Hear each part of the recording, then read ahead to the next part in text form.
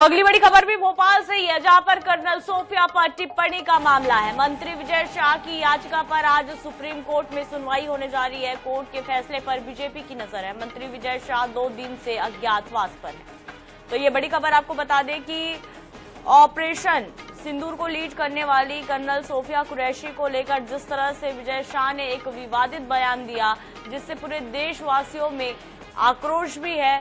लोग कहीं ना कहीं उनके इस बयान को लेकर नाराजगी भी जाहिर कर रहे हैं। कई जगहों पर पुतला भी दहन किया जा रहा है।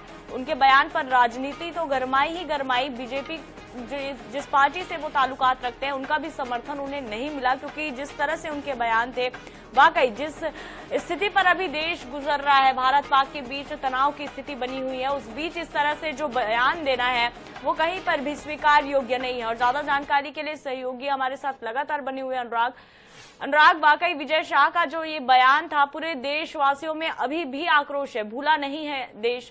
लेकिन अब ये है कि आज इस पर सुनवाई होने वाली है, लेकिन अज्ञातवास पर भी विजय शाह के जाने की खबर निकलकर सामने आ रही है। तो क्या वो मीडिया से बिल्कुल मुखातिब नहीं हो रहे हैं? आखिर क्यों उन्होंने अपने आप को इस तरह से बंद कर लिया है? क्या पार्टी की ओर से उन्हें कुछ इस तरह से हिदायत मिली होगी? बिल्कुल, निश्चित रूप से पूजा, जो आपने बात कही है कि उनको पार्टी की तरफ से ही हिदायत मिली और शायद यही कारण है कि जो विजय शाह किसी से नहीं मिल रहा है। इंतजार तो अब सुप्रीम कोर्ट के डायरेक्शंस का है। हालांकि कोई बड़ी राहत विजय शाह को मिलेगी इसकी कोई उम्मीद नहीं होगी, क्योंकि हाईकोर्ट ने खुद ने इस मामले में संज्ञान लिया है। हाईकोर्ट भी सुप्रीम कोर्ट पहुंचा है और सुप्रीम कोर्ट ऑलरेडी फटकार लगा चुका है। जिस तरह की एकदम खराब भाषा का प्रयोग किया गया, तर्कहीन बातों को किया गया विजय शाह के द्वारा, वो किसी भी स्तर पर मंत्री पद को शोभा नहीं देता।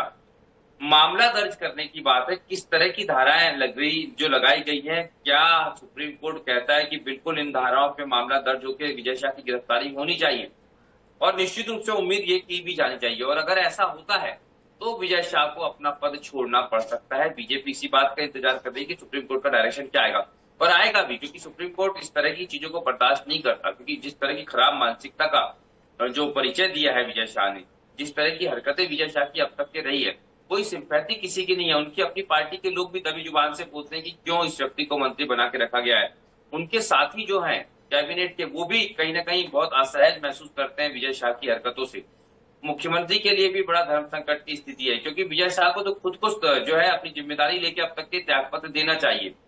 तो ये तमाम चीजें ऐसी है कि जिसमें कहीं ना कहीं विजय शाह के कारण भाजपा की मुसीबतें बढ़ी हैं।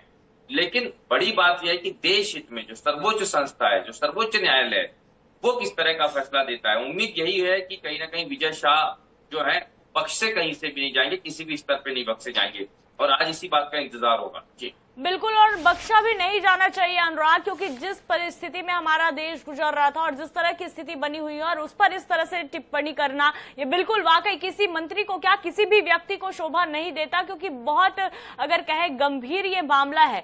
तो बने रहिएगा अनुराग, आगे भी आपसे जानकारी लेंगे अगली खबर पर।